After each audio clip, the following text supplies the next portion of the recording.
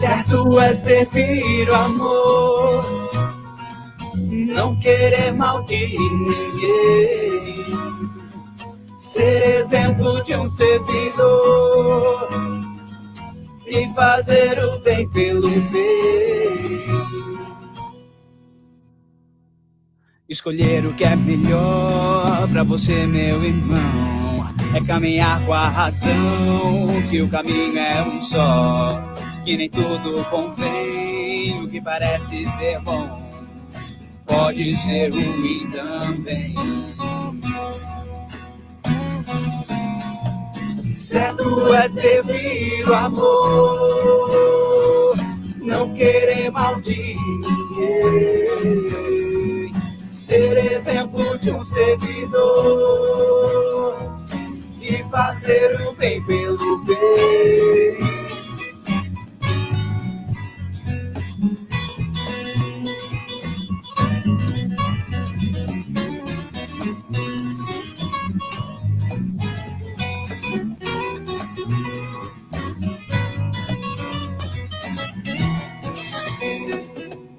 Levar a paz por onde for, passar essa fé para alguém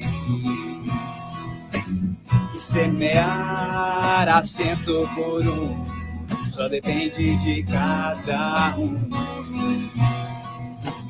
Perdoar como Jesus perdoou, nós temos algo em comum, foi Jesus que ensinou.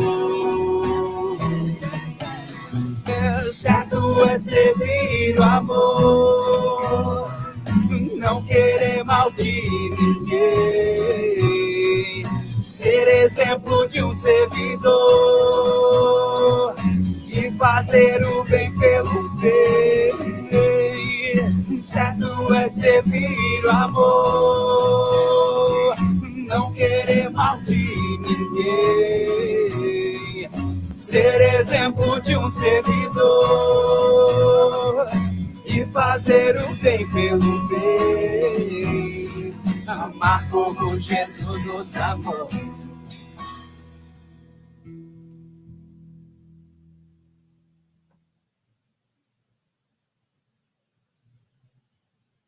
Boa noite.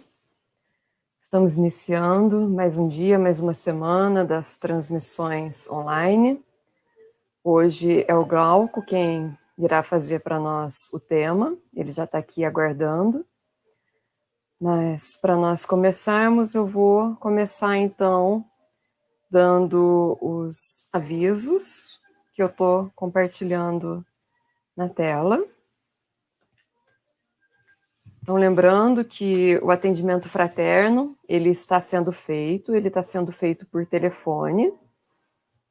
Então, para que você possa ser atendido, envie o seu nome e telefone para contato@cedivinomestre.org.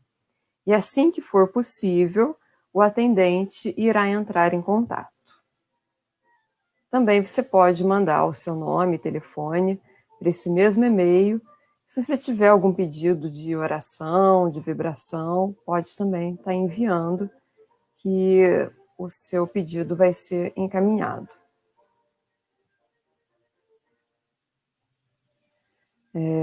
Também, lembrando da campanha Acolha uma Família, em que está sendo pedida a doação de alimentos não perecíveis, principalmente leite, fraldas e os itens de higiene pessoal. Também tem a campanha do cobertor, então quem puder está doando cobertores, tanto de casal quanto infantil, pode também estar fazendo a doação. E outros itens que você tenha, roupa, objetos que possa outra pessoa utilizar, você também pode estar fazendo a doação desses outros itens, dessas outras coisas. Então, basta que você vá até a Obra Social Célio Lemos, na segunda, na quarta ou às sextas-feiras, das 9 ao meio-dia, e levar a sua doação. Agora, caso não possa estar se dirigindo até a obra social Célio Lemos, entre em contato com a Iris pelo WhatsApp, que é o 981630807, e combina com a Iris como que a doação pode ser feita. Então, caso haja mais alguma dúvida, alguma pergunta, vocês podem estar colocando. Então, sejam todos bem-vindos, boa noite. Já temos algumas pessoas aqui dando boa noite. É sempre muito gostoso a gente ler a mensagem de vocês. Então, se vocês se sentirem confortáveis, se sentirem no coração de colocar a opinião de vocês, até mesmo durante a palestra que o Glauco vai fazer, vocês sentirem o desejo de estar colocando as suas dúvidas, os seus comentários, fazendo perguntas, o Glauco vai respondendo, eu vou pondo na tela e ele vai respondendo no decorrer da palestra dele, tá bom? Então, fiquem à vontade para poder colocar a sua mensagem, o seu comentário. Então, vamos cerrando os nossos olhos, respirando profundamente, procurando nos conectar com Deus, com o nosso eu superior, acalmando nossa mente, os nossos corações, nos abrindo para a noite de hoje, para essa transmissão, para as palavras que o nosso expositor preparou com amor, com carinho.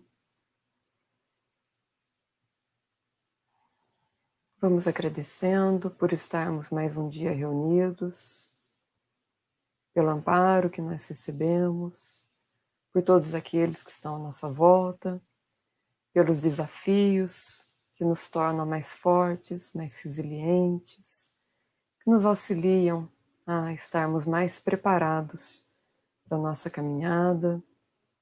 Vamos agradecendo a tecnologia que nos conecta e que permite que estejamos unidos. Vamos agradecendo a cada um dos trabalhadores que estão de forma abnegada, doando seu tempo, seus conhecimentos, para nos auxiliar nessa tarefa, fazendo as exposições, as palestras, as lives, fazendo os atendimentos fraternos, que estão por detrás de todo o trabalho que é necessário para que as transmissões ocorram, todos aqueles que muitas das vezes nem sequer aparecem, mas que estão trabalhando para que tudo possa acontecer e sair tudo bem feito e que atinja aos corações aqueles que necessitam. Pedimos que sejamos todos nós amparados, que o nosso planeta receba fluidos, vibrações de amor, de cura, que todos aqueles que estão cansados, desesperados, desesperançosos, que sejam amparados, que recebam fluidos e vibrações, insuflando esperança, bom ânimo, para prosseguir mais alguns passos. Todos aqueles que estão trabalhando para auxiliar, para tratar, que sejam amparados, para que, mesmo diante de tantas dificuldades e incertezas, possam prosseguir adiante. E essa noite tudo possa transcorrer em paz e harmonia, na graça de Deus. Que assim seja. Então, vou convidar o Glauco. Glauco, bem-vindo. Obrigado, Carol. Boa noite a todos. E aí, Glauco? Quem vai ficar? Quem vai ficar aonde, né, Glauco? Bom, então eu vou sair e fica com você a palavra, tá bom? Já coloca os seus slides. Tá ok, então. Obrigado, Carol.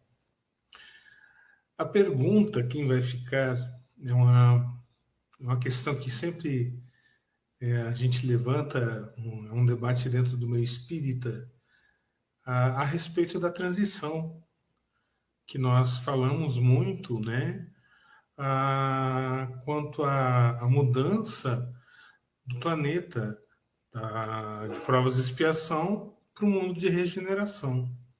A pergunta é quem vai ficar, mas quem vai partir? Né? Até a gente está fazendo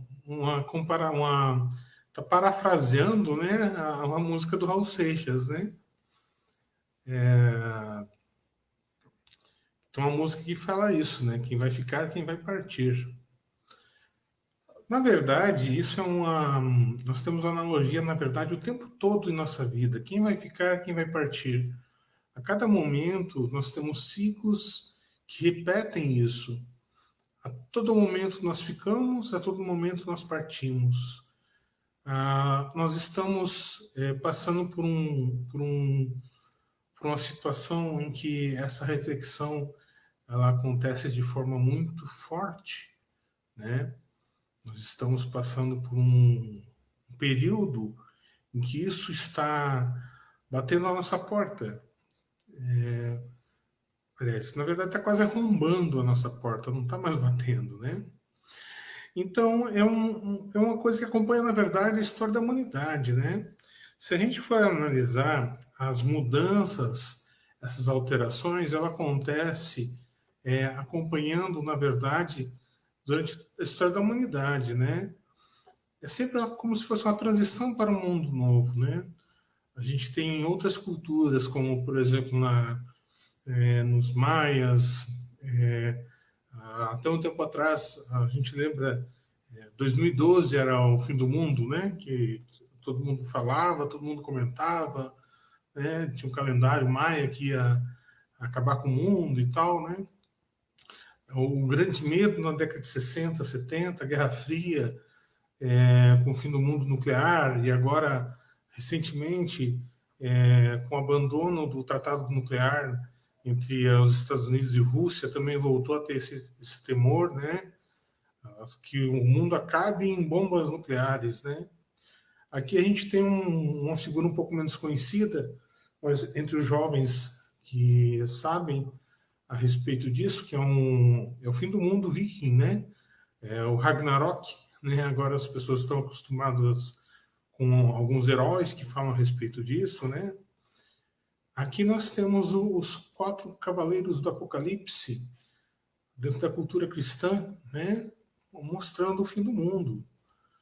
E também o fim do mundo que já aconteceu, que foi para os dinossauros, quando aconteceu o choque de um meteoro, né?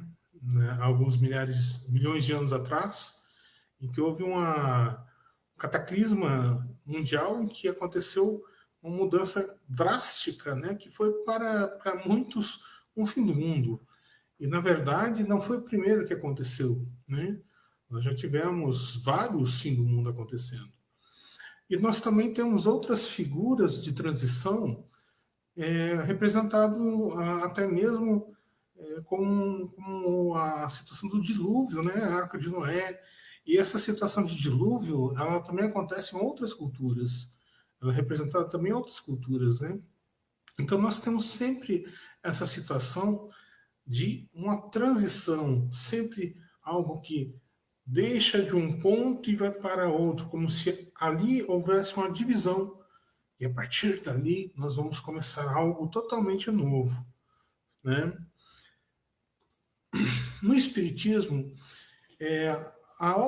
toda a obra de Kardec, ela trabalha essa situação também, porque justamente dentro do espírito natural da humanidade, isso também está dentro da nossa natureza.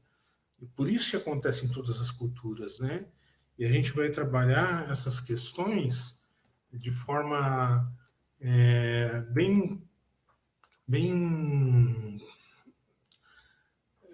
frequente, né, em todas as obras de Kardec, inclusive, né, de uma forma ou de outra, elas vão estar presentes, vão estar representadas nas obras, sempre como questionamento, sempre de uma forma para esclarecer ou, ao contrário, fazer com que a gente faça uma reflexão mais profunda sobre esse entendimento dessas passagens, do que significa isso, na verdade, né? Quando a gente fala do Livro dos Espíritos, existe toda uma parte destinada sobre penas e gozos futuros, né? Que são coisas que estão dentro do espírito humano. Boa parte das questões vai relacionar que essas questões estão dentro da natureza humana. Então, justamente a gente volta atrás a lembrar, por isso que está presente nas culturas de toda a humanidade, né? Ela acontece não é à toa. Por isso que ela está presente, porque é da natureza humana isso. Essa questão de divisar algo à frente, imaginar algo à frente, pensar e crer, né? Isso é do espírito humano. Aliás, isso é que tornou a possibilidade da civilização, imaginar um futuro, né?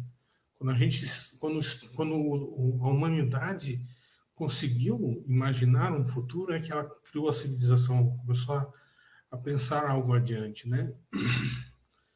Então, assim, você vê dentro do Livro dos Espíritos as questões que são relacionadas, nada, da vida futura, intuição da vida, das penas e dos gozos futuros, intervenção de Deus nas penas e recompensa, porque nós temos essas perguntas dentro de nós, esses questionamentos, esses desejos de entendimento, né?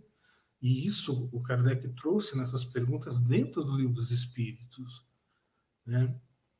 E também um entendimento quanto ao que acontece do que nós fazemos, né? E aí tá as penas, né? Expiação e arrependimento. Quanto que duram as penas, né? Se a gente faz algo errado, a gente tem que ajeitar isso, compensar, né? E aí vai todo o entendimento de paraíso, inferno, purgatório, todas essas dúvidas que a humanidade tem e fica buscando, porque até para a gente ver na história da humanidade, isso também foi utilizado como forma de restrição, né? Porque quem define o que é certo e o que é errado também limita o pensamento das pessoas. Na verdade, se você analisar a expulsão do paraíso, né? Foi quando comeram da árvore do conhecimento, né? Então, já começa por aí, né? O pecado já começa por aí. E aí, a gente já observa dentro do Evangelho segundo o Espiritismo um avanço desse entendimento do futuro, que já aborda a questão das muitas moradas na casa do meu pai. Ele já vai em uma abordagem diferente dessa questão de céu, dessa questão de futuro, né? Então, Kardec trabalha nessa linha, junto com a espiritualidade, junto a esses questionamentos que foram desenvolvidos com um grupo dele, na verdade, né? Da sociedade parisiense, né? A sociedade espírita, né? Questionando com os espíritos, né, o que vai acontecer, como é que funciona, como é que é essa evolução, como é que é esse progresso, né? Afinal de contas, por que a gente reencarna? Por que acontece toda essa situação que nós passamos, todas essas vivências, né? E por que alguns são de um jeito e uns são de outros? Aí, no entendimento dessas diferenças, também está representado justamente os progressos, né? E esses progressos, eles acontecem também de acordo com os mundos que acontecem, né? E isso não está associado às condições das pessoas que estão encarnadas nesses mundos. Então, assim, há um vislumbre de algo muito maior, que são esses mundos, que a gente ainda não consegue nem ter uma imaginação do que são esses mundos. Mas aí no Evangelho, no Espiritismo, nesse item, há muitas moradas na casa do meu pai, ali já começa a gente perceber o quão pequenininho a gente é ainda, né? E quando a gente vai nesse ponto, no livro Céu e Inferno, esse é um dos livros que eu acredito assim, que as pessoas deveriam estudar de forma mais profunda. Né? Fala-se, todas as obras são muito merecedoras de estudo. E eu acredito que o Céu e o Inferno ele deveria ser realmente estudado de uma forma mais intensa, justamente porque ele é muito esclarecedor. Ele traz muitas informações, muitos entendimentos a respeito de definições que são cotidianas, né? Muitas cargas de culpas que carregamos por gerações, por encarnações, que estão presentes dentro de do nosso inconsciente, né? Elas aparecem ali. E quando você começa a estudar, você vai começando a entender que nós praticamente somos programados com essas cargas de culpas, com essas cargas de pecados, né? Então a gente vai começando a entender que temos que racionalizar mais essas situações. E essa obra é muito interessante a respeito disso. Ela vai novamente abordar coisas que estão no Livro dos Espíritos. E é justamente também porque vai e continua abordando essa questão dessas mudanças, dessas transições que acontecem, porque na verdade a gente continua buscando o entendimento dessas transições. Esse aqui, a gente está, na verdade, reabordando isso aqui do Evangelho, né? Só que ele ficou de uma forma mais bonitinha. Ele fala aqui dos mundos primitivos, onde se verificam as primeiras encarnações da alma humana, mundo de provas e expiações, onde o mal predomina, que é o nosso caso, o mundo de regeneração, onde as almas que ainda têm que expiar adquirem novas forças, repousando as fadigas da luta, mundos felizes, onde o bem supera o mal, e mundos celestes ou divinos, morada dos espíritos purificados, onde o bem reina sem mistura. A nossa grande questão é essa aqui: a transição de provas e expiações para a regeneração. É uma coisa que a gente sempre fica tentando entender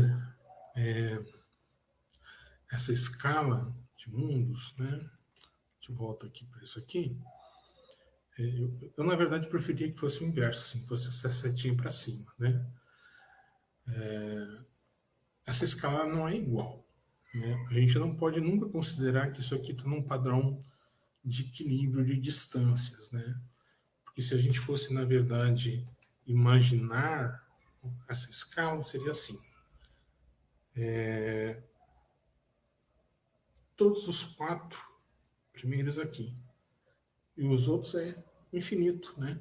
Então essa seria a escala que a gente pode imaginar, porque se nós somos espíritos imortais, a partir do momento que a gente atingir a perfeição, nós vamos continuar sendo perfeitos. E tudo que for para trás é uma escala muito menor, né?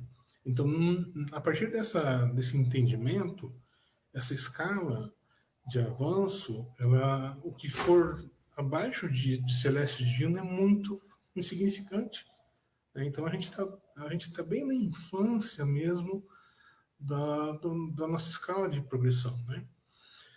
Mas ela é necessária. A gente tem que passar por isso, a gente tem que entender para a gente poder chegar nesse outro ponto, nesses outros pontos, na verdade, né? E esse entendimento do que a gente está passando, do que a gente está vivenciando, é que realmente faz a gente chegar a avançar, né, em outros pontos, dentro dessa transição de provas e expiações para a regeneração. E é justamente esse entendimento do que nós estamos, do que nós somos, a gente conseguir compreender que a gente ainda dentro de nós mesmos estamos dentro do mundo de provas e expiação. Dentro de nós ainda temos o predomínio do mal sobre o bem, né? A gente não está aqui à toa, a gente não está como um espírito elevado e colocaram aqui a gente à toa, né? A gente reconhece o mundo de provas e expiações com as coisas que nos circundam, né? Que são ao nosso redor. Nós vemos a fome, a miséria, nós vemos as guerras, nós vemos tanta dor, tantas injustiças, e muitas vezes nós nos beneficiamos disso. Alguns vão ficar até surpresos, mas nós nos beneficiamos de uma forma ou de outra, porque muito do que nós consumimos é resultante da exploração de outras pessoas, né? Uma roupa barata, ela normalmente é decorrência da exploração de uma mão de obra barata, que recebe pouco, né? Um equipamento eletrônico barato é decorrente de uma mão de obra barata, né? Então, assim, e tem outras circunstâncias. Esses dias eu estava acompanhando uma editora de livros aqui do Brasil. Eles estavam falando que eles iam fechar, né, que a Amazon ia fechar eles. Por quê? Porque a Amazon estava vendendo os livros deles de forma mais barata que eles. Que mesmo que eles vendessem a preço de custo, sem margem de lucro, a Amazon estava vendendo mais barato que eles. Como assim? Eles estavam praticando o chamado dumping. Eles estavam vendendo com prejuízo, de forma a atrair as pessoas para comprar outras coisas deles. Eles não estavam preocupados com a cadeia produtiva envolvida nos livros dessa editora, que tem gráfica, que tem papel, tem todo o pessoal que está envolvido dentro dessa produção, que é dentro do Brasil, né? Mas as pessoas compram o livro da Amazon porque é mais barato em relação ao próprio site da editora. Então, assim, quando a gente percebe essa situação, a gente entende que a gente realmente está dentro do mundo de provas e expiação, porque a gente tem que estar aqui, não porque a gente está para o acidente, né? Um mundo de regeneração é um mundo onde as pessoas serão, e nós já estamos tendo vislumbre disso, porque nós também temos, bem, nós não temos apenas o mal, né?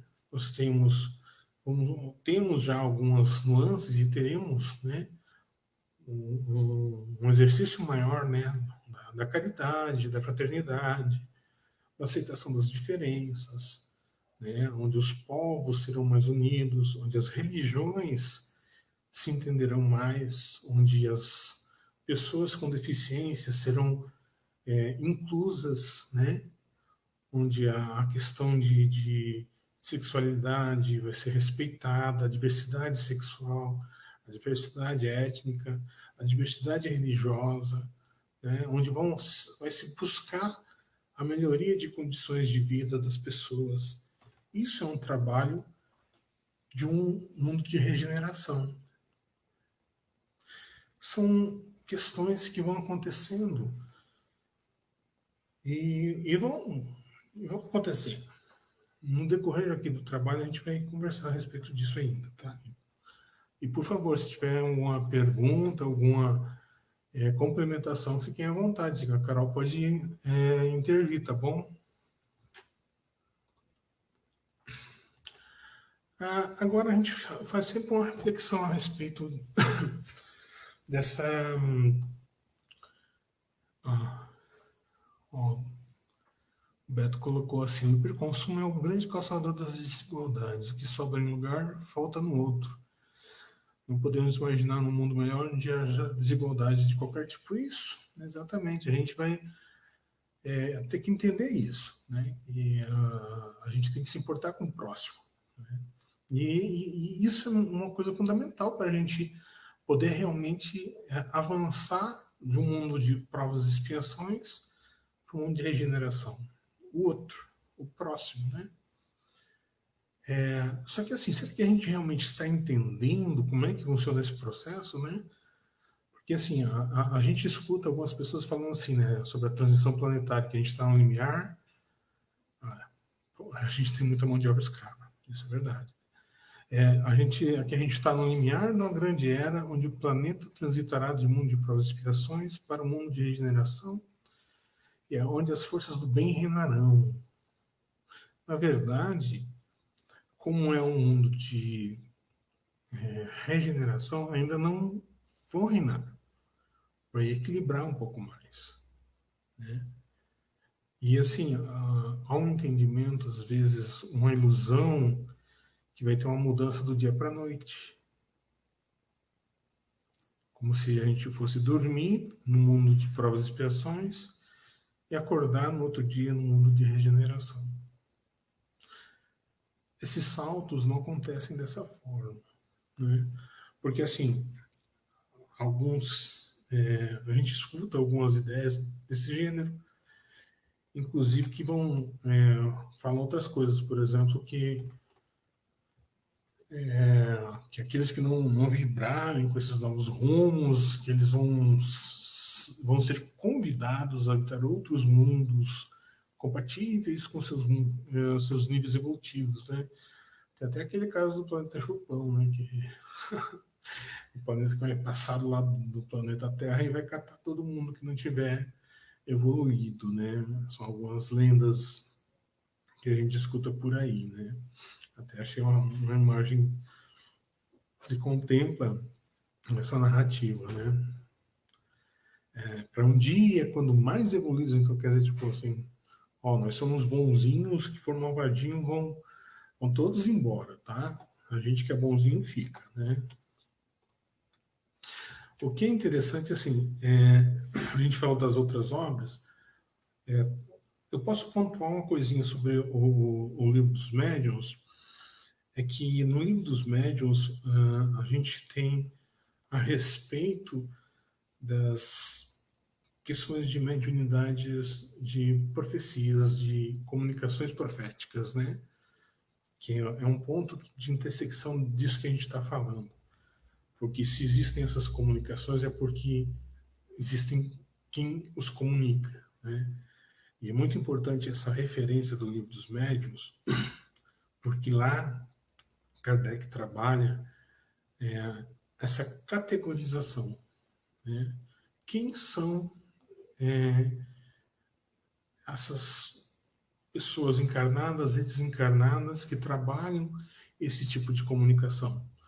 E qual o teor que deve ser analisado e como você pode entender e perceber se há ou não uma fraude, né? E aí a gente tem a Gênese.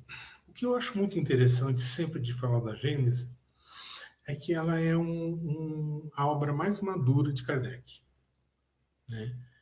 Ela é um ponto que existe muita dificuldade para algumas pessoas de estudar Gênese. Eu também tive muito tempo de resistência para trabalhar a Gênese, porque ela é uma obra muito elaborada, não necessariamente complexa. Ela é elaborada no sentido que você tem que estudar de uma forma aplicada, né? Você tem que estudar mesmo, e o interessante é você estudar em grupo, para discutir o que tem ali dentro, as ideias que tem ali dentro, né? É um ponto de maturidade do estudo do Espiritismo que Kardec já estava desenvolvendo, né? Já havia um tempo já que Kardec estava trabalhando a respeito do Espiritismo, já havia um tempo que Kardec trabalhava com a sociedade espírita, né? Já havia um tempo em que ele já trabalhava algumas teorias, já tinha conversado com muitas pessoas, com muitos médiuns, com muitos espíritos, então ele já podia trabalhar de uma forma um pouco mais elaborada alguns conceitos, algumas teorias a respeito do que era a ciência espírita, né? Então, dentro da Gênese, a gente vai trabalhar no capítulo final, né, o capítulo 18, são chegados os dias, se não me engano, né? A geração nova, e ali fala, né, que nunca diz fora do Espiritismo não há salvação, mas com Cristo fora da caridade não há salvação. Então, ali ele já admite que o Espiritismo é um caminho, não o caminho, né? É uma forma, mas o entendimento realmente é a caridade. A caridade é o caminho, mas o entendimento dessa caridade é a caridade pregada por Cristo. Mas a gente tem que se deter a alguns detalhes. Esse é um ponto que a gente tem que conversar. Não que seja algo que seja um demérito de Kardec, muito pelo contrário. Ele tinha uma visão muito profunda e ele mesmo deixou isso explícito e como uma porta aberta dentro do Espiritismo, né? Por que eu falo isso? Podemos contextualizar o que o Kardec falou, podemos trazer para os nossos dias algumas falas. Dentro da Gênese, nesse item, no capítulo 4, quando ele cita o papel da ciência na Gênese, no entendimento do que a gente pode ver, ele fala assim, né, porquanto nem todos os anátemas do mundo seriam capazes de obstar a que a ciência avance e que a verdade abra caminho. Kardec ele sempre defendia muito a questão da ciência como esclarecedor das verdades. E a ciência não é apenas uma ciência de laboratório, mas a ciência como conjunto de conhecimentos, né? Como um conjunto de ideias, de entendimentos. E essas ciências, elas não vão apenas para essas ciências de laboratório, como eu falei, biológicas, químicas, físicas. Elas vão muito em ciências sociais, porque Kardec trabalhava muito isso. Ele falava muito da obra dele inclusa dentro dessa questão social. Até porque, se você fala de progresso da humanidade, você fala praticamente de ciência social o tempo todo. O que a gente quer abordar nisso? Quando ele fala sobre fora da caridade não há salvação e aborda Jesus Cristo, é porque a referência ocidental sempre foi Jesus Cristo. Porque o Ocidente foi influenciado pelo cristianismo. Mas isso não quer dizer que o Oriente não esteja dentro do caminho, da possibilidade. Porque esses conceitos abrangem toda a humanidade. A caridade abrange toda a humanidade.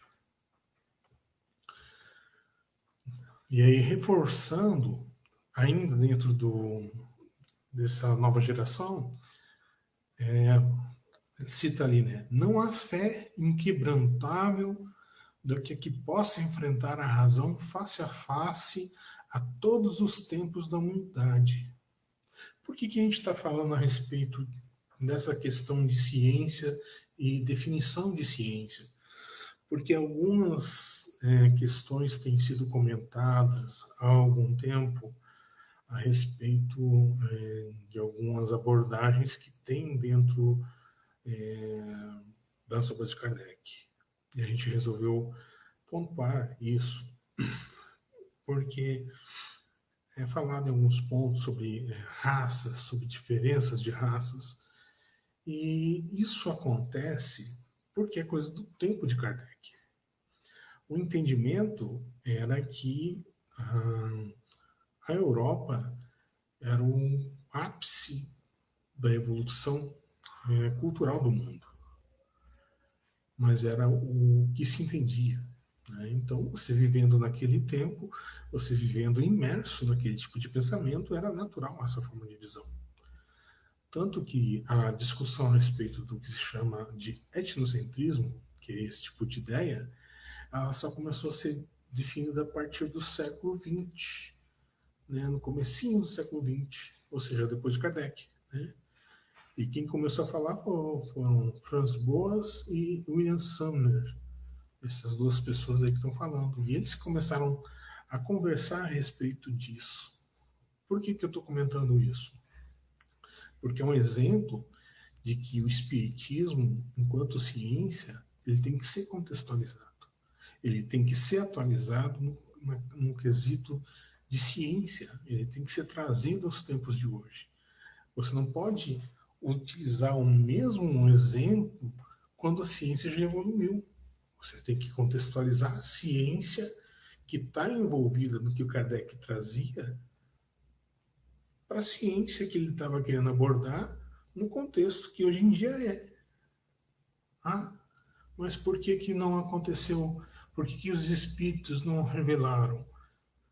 Porque as pessoas que estavam trabalhando com os espíritos ainda não estavam prontos para aquilo, né? A gente está falando a respeito do que é agora.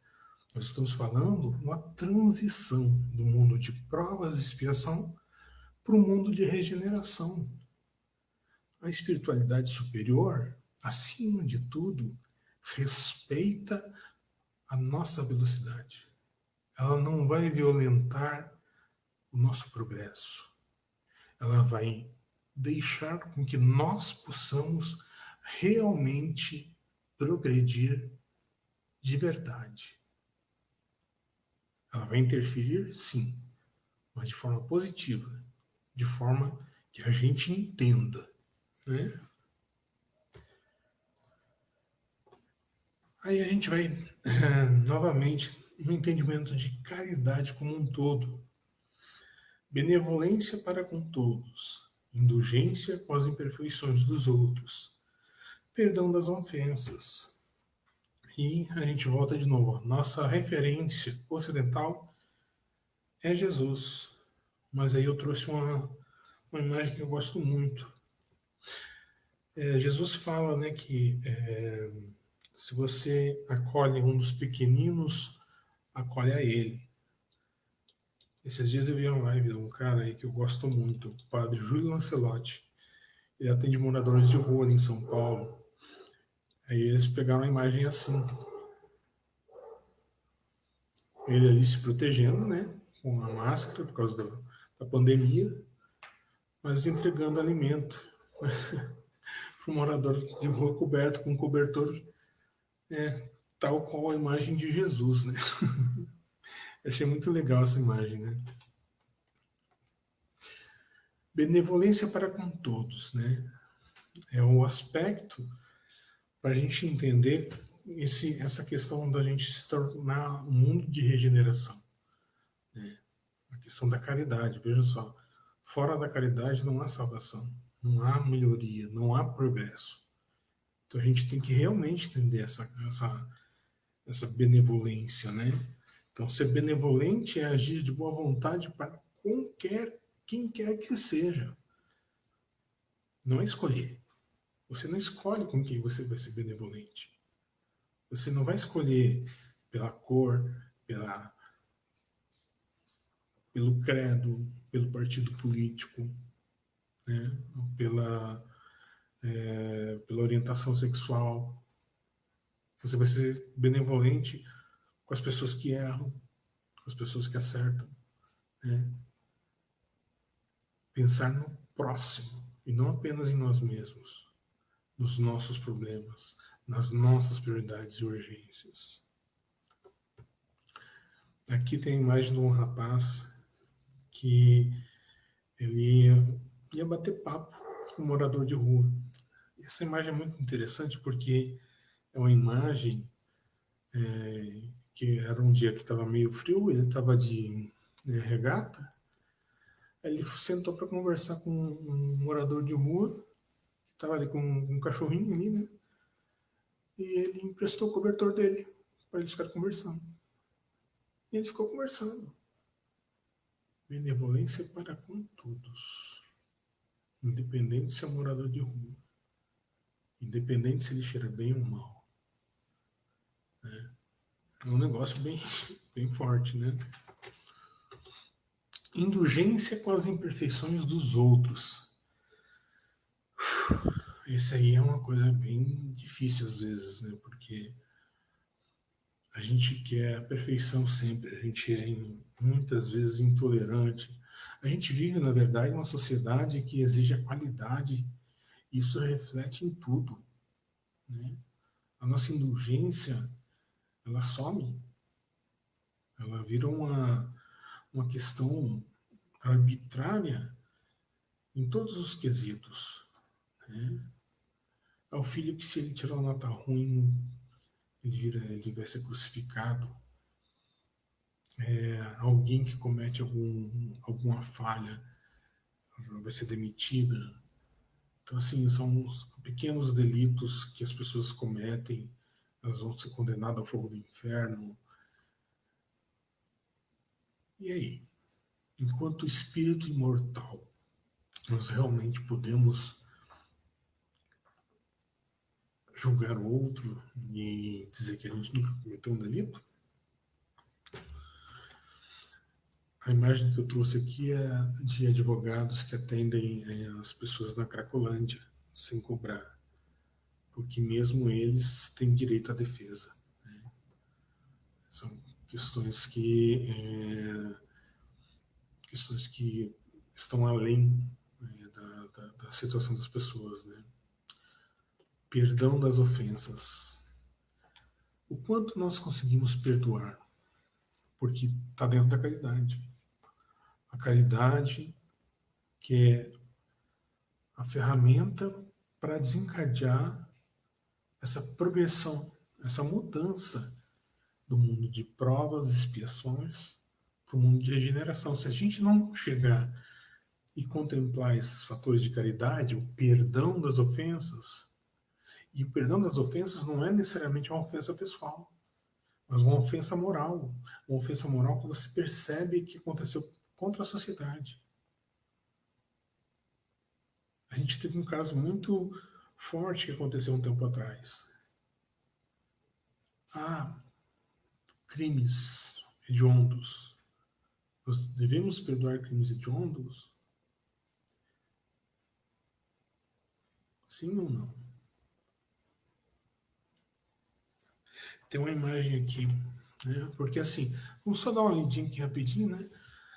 Não mais odiar. A questão maior é isso, é não odiar. O perdão é não odiar.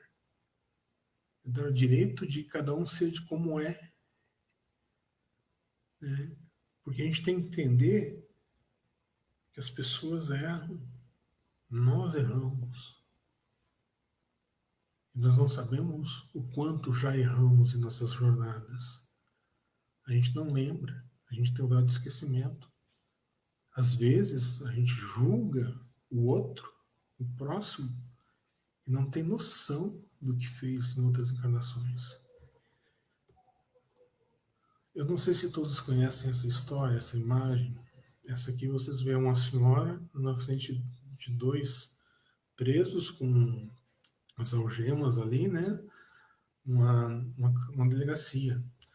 Isso aqui são as pessoas que mataram o filho dela. Eles ali arrependidos, pedindo perdão para ela. E ela ali abraça eles, perdoando eles. A gente escuta muito assim, quando as pessoas falam sobre perdão de criminosos. Mas se fosse um filho seu, essa senhora está ali. Foi um filho dela que morreu. Foi um filho dela que foi morto.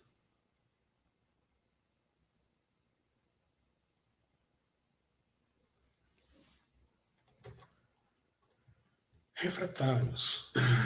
Os que ainda travam essa questão desse entendimento desse nosso progresso, né? Há, entretanto, os que são essencialmente refratários, resistentes. Todas as ideias progressivas, todas as ideias de caridade, são, a seus olhos, ideias subversivas. Isso porque devotam um ódio implacável. Eles não conseguem perdoar, eles não conseguem não odiar. Faz uma guerra obstinada. E eles não percebem que algumas situações elas decorrem e geram outras coisas, né? O apego demasiado à matéria, a necessidade de ter, de reter, elas criam males muito maiores. Você vê as diferenças sociais quando poucos querem ter, né? Nós vivemos assim, nós temos pessoas que são multimegamilionárias que não nem 10 gerações vão conseguir gastar todo o dinheiro que tem. Nós temos uma concentração de renda absurda. 1% detém, né, quase que 60% do resto tem. É um disparate. Você vê a violência, e assim, são coisas que são contextuais. A gente escuta às vezes assim, mas isso sempre teve, isso vai ter. A gente tem que entender, por exemplo, que a escravidão, um tempo atrás, dentro do que a gente entende de humanidade, a escravidão do homem negro, há um tempo atrás era vista como normal e que se entendia que nunca ia mudar. Né? Que dizia, não, é assim mesmo, vai continuar assim mesmo. E muitas pessoas justificam, mas aquele era um criminoso. E deveria se manter esse tipo de tratamento porque era um criminoso. Né? Esse aqui foi o caso que aconteceu esses dias atrás por causa de um cheque de poucos dólares. Aqui a gente tem um caso, refugiados. Isso aqui é uma situação moderna, mas a gente, aqui no Brasil, nós temos muitos são de ascendência europeia, ascendência oriental, né? São netos, bisnetos de pessoas que eram refugiadas. Alguns imigrantes, outros refugiados. Pessoas que têm que sair de seus países por causa de guerras. Guerras como essas, que são decorrentes de busca por riquezas, disputa por petróleo, por exemplo.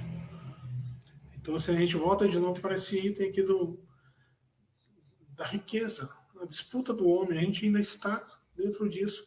E toda essa forma de desempenho, dessa violência por essa ganância do homem, ela gera a situação de desequilíbrio e normatiza, aliás, deixa normal esses abusos. Por exemplo, o trabalho infantil, as pessoas acham normal. Acham, não, a criança tem que trabalhar, normal. As pessoas acham cruel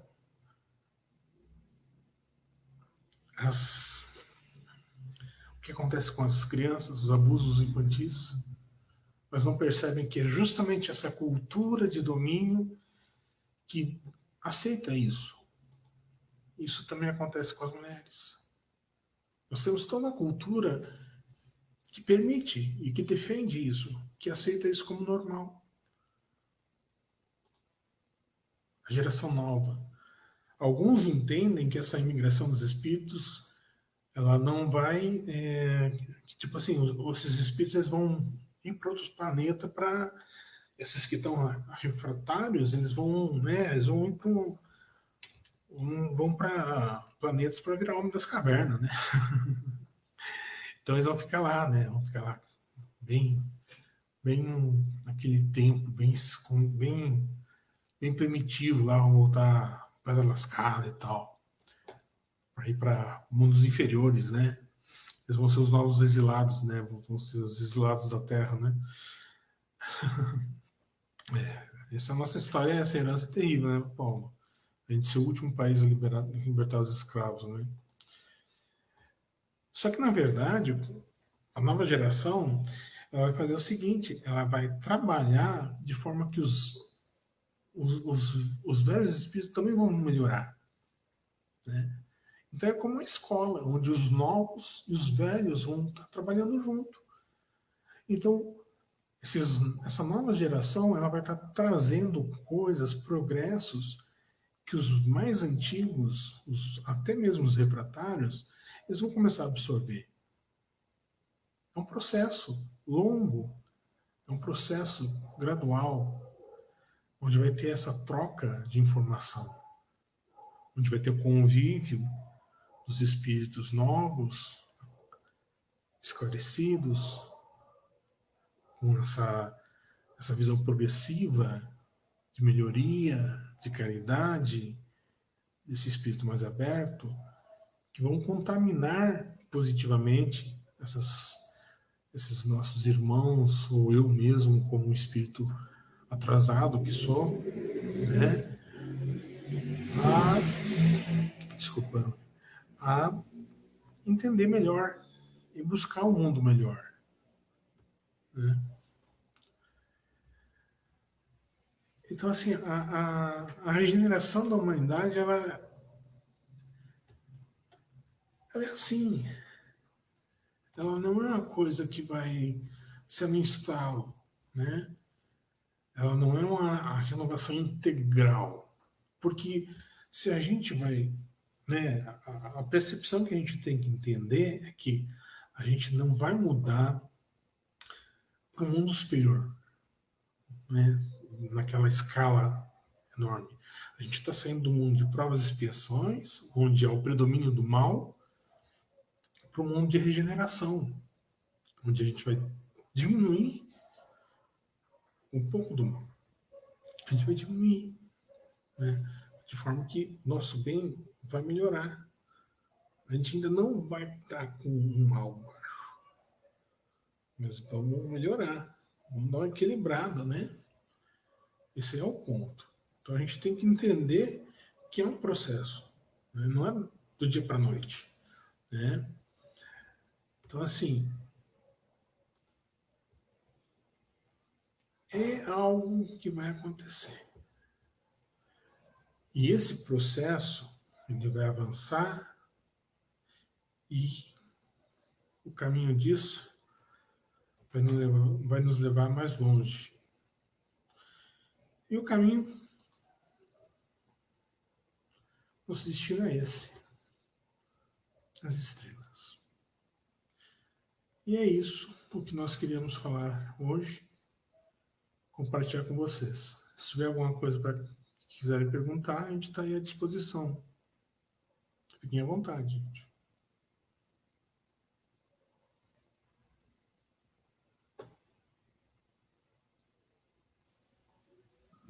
Glauco? Oi. Bom, o pessoal não colocou pergunta, não. Pelo visto, você explicou muito bem explicado.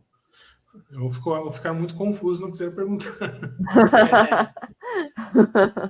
Não tem pergunta.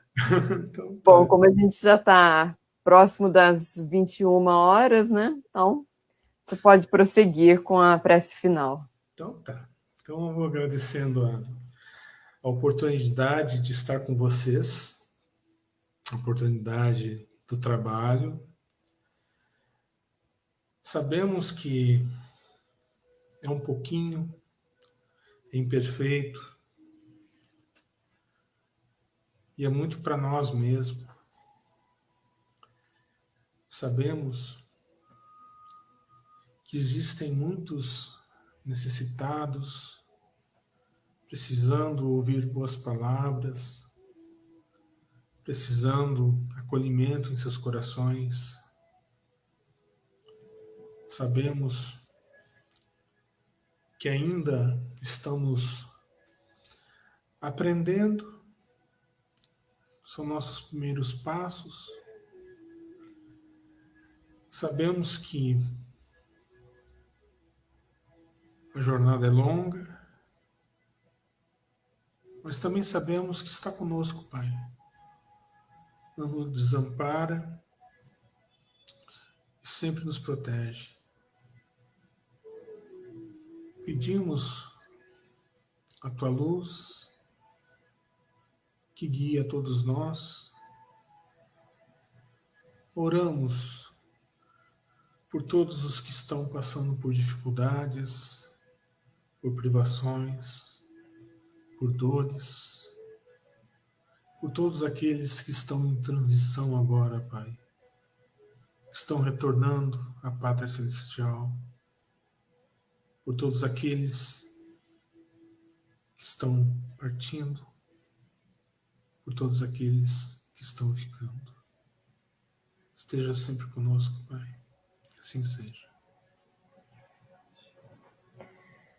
Bom, Glauco, nós te agradecemos. Eu que agradeço. Para mim foi muito bem explicado. A sua voz é bem tranquila, bem gostosa de ouvir. Espero que o pessoal não tenha dormido. Eu não dormi. E para poder dormir é fácil. Então, a nossa gratidão, Glauco.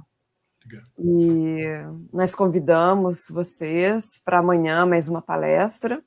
Amanhã o nosso amigo Will, quem irá fazer o tema, e ele vai falar sobre a crítica e a maledicência. Então, amanhã, às 20 horas. Assim, então, nós encerramos mais um dia de transmissão.